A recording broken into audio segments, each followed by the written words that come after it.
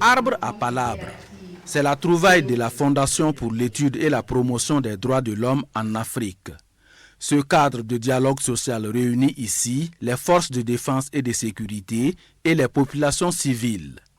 Il vise à créer un environnement favorable pour la paix et la cohésion sociale en ces temps de crise sécuritaire. Nous sommes dans une période où nous avons besoin les uns les autres et nous devons pouvoir se parler, communiquer pour y parvenir.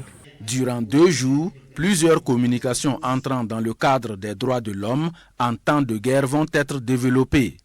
Les participants sont conscients de la tâche qui les attend. Chacun à son retour devrait, en principe, aussi faire partie de l'information. Ça veut dire que sensibiliser ceux qui sont à la base. La région de la Boucle du Monde fait partie des régions les plus touchées par l'hydre terroriste. Et dans la lutte contre cette insécurité, à un certain niveau, à un certain moment de cette lutte, il y a eu un problème de communication entre population civile et FDS.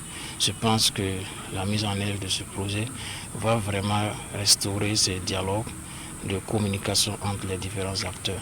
Le projet a une durée de 6 mois et est financé par l'Union européenne à travers l'Institut danois des droits de l'homme à hauteur de 26 millions de francs CFA.